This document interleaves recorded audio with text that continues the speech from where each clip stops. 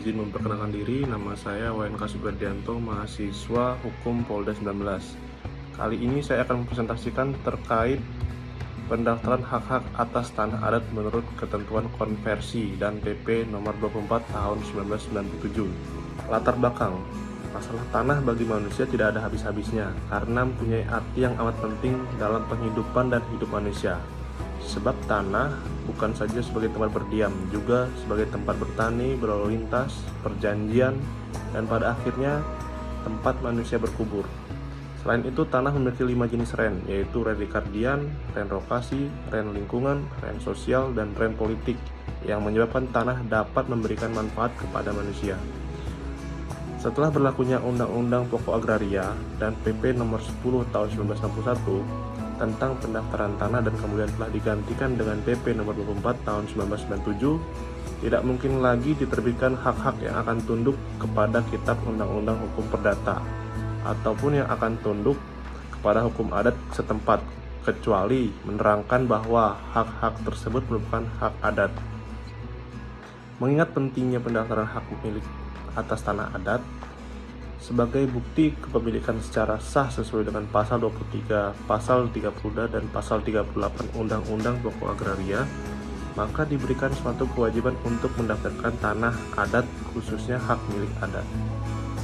Urusan masalah dari apa yang telah disampaikan tadi, yang menjadi permasalahan adalah bagaimana pendaftaran hak atas tanah adat menurut ketentuan konversi dan PP nomor 24 tahun 1997 tentang pendaftaran tanah.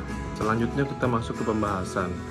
Pertama-tama kita harus mengetahui apa itu konversi. Konversi itu sendiri adalah pengaturan dari hak-hak tanah yang ada sebelum berlakunya Undang-Undang Pokok Agraria untuk masuk dalam sistem dari Undang-Undang Pokok Agraria. Bahwa pelaksanaan konversi itu sendiri merupakan suatu yang boleh dikatakan sangat drastis, oleh karena sekaligus ingin diciptakan berkembangnya suatu unifikasi hukum keagrariaan di tanah air kita. Sungguh pun harus diakui persiapan dan peralatan perangkat hukum maupun tenaga terampil belumlah ada sebelumnya. Walaupun pada kenyataannya Undang-Undang Pokok Agraria telah melakukan perombakan yang mendasar terhadap sistem-sistem agraria. Terdapat dalam bagian kedua dari Undang-Undang Pokok Agraria adalah merupakan suatu pengakuan terhadap adanya jenis-jenis hak atas tanah yang lama, walaupun hak tersebut perlu disesuaikan dengan hak-hak yang ada dalam Undang-Undang Pokok Agraria, sehingga dengan demikian tidak bertentangan dengan jiwa dan filosofi yang terkandung dalam Undang-Undang Pokok Agraria. Selanjutnya, objek konversi. Adapun hak-hak atas tanah yang tunduk pada hukum adat adalah yang pertama, hak agraris eigendom. Lembaga agraris eigendom ini adalah usaha dari pemerintah Hindia Belanda dahulu untuk mengkonversi tanah hukum adat, baik yang berupa milik perorangan maupun yang ada hak perorangan pada hak ulayat. Dan yang kedua, tanah hak milik, hak yayasan, adat benih, hak atas drue, hak atas drue desa, pesini. Istilah dan lembaga-lembaga hak atas tanah ini merupakan istilah lokal yang terdapat di Jawa. Kemudian yang ketiga, Grand Sultan yang terdapat di daerah Sumatera Timur, terutama di Delhi yang dikeluarkan oleh Kesultanan Delhi, termasuk bukti-bukti hak atas tanah yang diterbitkan oleh para datuk yang terdapat di sekitar kota Madya, Medan. Tanah-tanah yang tersebut di atas yang tunduk pada hukum adat ada juga hak-hak atas tanah yang lain yang dikenal dengan nama antara lain Agandu, Bengkok, Lunggu, Pintuas, dan lain-lain. Berikutnya tujuan konversi. Dengan diberlakukannya Undang-Undang Pokok Agraria, yaitu Undang-Undang Nomor 5 Tahun 1960 yang menganut asas unifikasi hukum agraria, maka hanya ada satu sistem hukum untuk seluruh wilayah tanah air. Oleh karena itu, hak-hak atas tanah yang ada sebelum Undang-Undang Pokok Agraria harus disesuaikan atau dicari padanannya yang terdapat di dalam Undang-Undang Pokok Agraria melalui lembaga konversi. Jadi dengan demikian, tujuan dikonversinya hak-hak atas tanah menurut sistem Undang-Undang Pokok Agraria, di samping untuk terciptanya unifikasi hukum pertanahan di tanah air, dengan mengakui hak-hak atas tanah terdahulu untuk disesuaikan menurut ketentuan yang terdapat di Undang-Undang Pokok Agraria. dan untuk menjamin kepastian hukum. Juga bertujuan agar hak-hak atas tanah itu dapat berfungsi untuk mempercepat terwujudnya masyarakat adil dan makmur sebagaimana yang dicita-citakan Undang-Undang Dasar 1945 Pasal 33 Ayat 3. Pengertian dan landasan hukum pendaftaran tanah. Pendaftaran tanah adalah suatu kegiatan administrasi yang dilakukan pemilik terhadap hak tanah, baik dalam pemindahan hak maupun pemberian atau pengakuan hak baru. Kegiatan pendaftaran tersebut memberikan suatu kejelasan status terhadap tanah. Dalam pasal 1 PP nomor 24 tahun 1997 disebutkan pendaftaran tanah adalah rangkaian kegiatan yang dilakukan oleh pemerintah secara terus-menerus, berkesinambungan dan teratur, meliputi pengumpulan, pengolahan, pembukuan dan penyajian serta pemeliharaan data fisik dan data yuridis dalam bentuk peta dan daftar mengenai bidang tanah dan satuan-satuan rumah susun, termasuk pemberian surat tanda bukti haknya bagi bidang-bidang lain, termasuk pemberian surat tanda bukti haknya bagi bidang-bidang tanah yang sudah ada haknya dan hak milik atas rumah susun serta hak-hak tertentu yang membebaninya. Pendaftaran tanah dapat dilakukan melalui pendaftaran tanah secara sistematis dan sporadis, yaitu kegiatan pendaftaran tanah yang dilakukan secara serentak yang meliputi semua bidang tanah di suatu wilayah atau bagian wilayah suatu desa atau kelurahan. Baik tanah yang dipunyai dengan suatu hak atas tanah maupun tanah negara yang dimaksud dengan suatu hak atas hak tanah menurut hukum adat dan hak tanah menurut Undang-Undang Pokok Agraria. Alasan hukum pendaftaran tanah.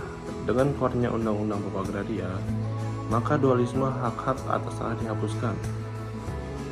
Dalam memori penjelasan dari Undang-Undang Pokok Agraria dinyatakan bahwa untuk pendaftaran tanah sebagaimana dimaksud pasal 19 Undang-Undang Pokok Agraria yang ditujukan kepada pemerintah agar melaksanakan pendaftaran tanah di seluruh wilayah Indonesia yang bertujuan untuk menjamin kepastian hukum yang bersifat res cadastre untuk menuju ke arah pemberian kepastian hak atas tanah telah diatur di dalam pasal 19 Undang-Undang Pokok Agraria yang menyebutkan yang pertama, untuk menjamin kepastian hukum oleh pemerintah diadakan pendaftaran tanah di seluruh wilayah Indonesia menurut ketentuan yang diatur dengan peraturan pemerintah. Kemudian yang kedua, pendaftaran tersebut dalam ayat 1 pasal ini meliputi yang poin A, pengukuran perpetaan dan pembukaan tanah. Kemudian poin B, pendaftaran hak-hak atas tanah dan peralihan hak-hak tersebut. Kemudian poin C, pemberian surat-surat tanda bukti hak yang berlaku sebagai alat pembuktian yang kuat. Selanjutnya, tujuan pendaftaran tanah. Usaha yang menuju ke arah kepastian hukum atas tanah tercantum dalam ketentuan dari pasal-pasal yang mengatur tentang pendaftaran tanah. Dalam pasal 19 Undang-Undang Pokok Agraria disebutkan untuk menjamin kepastian hukum dari hak-hak atas tanah. Undang-Undang Pokok Agraria mengharuskan pemerintah untuk mengadakan pendaftaran tanah di seluruh wilayah Indonesia yang bersifat res cadastre. Artinya, yang bertujuan menjamin kepastian hukum dengan diselenggarakannya pendaftaran tanah. Maka pihak-pihak yang bersangkutan dengan mudah dapat mengetahui status hukum dari pada tanah tertentu yang dihadapinya, letak, luas, dan batas-batasnya, siapa yang empunya dan beban apa yang melekat di atas tanah tersebut. Pendaftaran hak atas tanah adat menurut ketentuan konversi dan PP nomor 24 tahun 1997. Pendaftaran hak atas tanah menurut pasal 19 Undang-Undang Pokok Agraria ditujukan kepada pemerintah agar melakukan pendaftaran tanah-tanah di seluruh wilayah Republik Indonesia. Sebaliknya, pendaftaran menurut pasal 23, pasal 30 dan pasal 38 Undang-Undang Pokok Agraria adalah ditujukan kepada para pemegang hak agar dijadikan kepastian hukum mereka sendiri. Karena pendaftaran atas setiap peralihan, penghapusan, dan pembebanannya akan banyak menimbulkan komplikasi hukum jika tidak didaftarkan. Padahal, pendaftaran itu merupakan bukti yang kuat sebagaimana disyaratkan pada pasal 23 ayat 1 bahwa hak milik, demikian pula setiap peralihan, hapusnya, dan pembebanan dengan hak-hak lain harus didaftarkan menurut ketentuan-ketentuan yang dimaksud dalam pasal 19 Undang-Undang Pokok Agraria. Begitupun dengan hak guna usaha pasal 32 Undang-Undang Pokok Agraria dan hak guna bangunan pasal 38 Undang-Undang Pokok Agraria. termasuk syarat-syarat pemberiannya, demikian pula setiap peralihan dan penghapusan hak tersebut harus didaftarkan. Kesimpulan dan saran.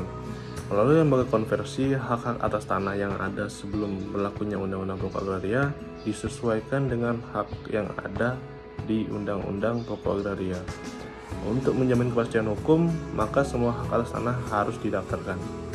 Pendaftaran hak atas tanah adat menurut Ketentuan PP Nomor 24 Tahun 1997 adalah sebelum didaftarkan harus dikonversi terlebih dahulu terhadap hak atas tanah yang memiliki bukti-bukti tertulis atau tidak tertulis, di mana pelaksanaan konversi dilakukan oleh panitia pendaftaran adjudikasi yang bertindak atas nama Kepala Kantor Pertanahan Nasional. Prosesnya dilakukan dengan penegasan hak, sedangkan terhadap hak atas tanah adat yang tidak mempunyai bukti dilakukan dengan proses pengakuan hak. Saran yang pertama, agar supaya pemasyarakatan Undang-Undang Pokok Agraria terus dilakukan sehingga masyarakat mengetahui secara baik tentang peraturan pertanahan. Yang kedua, perlu penyuluhan hukum yang bersifat terpadu yang dilakukan pihak Badan Pertanahan Nasional secara mandiri, sehingga masyarakat akan mengerti pentingnya sertifikat. Yang ketiga, dengan berlakunya PP Nomor 24 Tahun 1997, hendaknya pendaftaran tanah di Indonesia bukan diutamakan dari daerah perkotaan, tetapi pendaftaran hendaknya dilakukan di daerah desa, terutama desa tingkat ekonomi lemah. Demikian presentasi saya ucapkan terima kasih.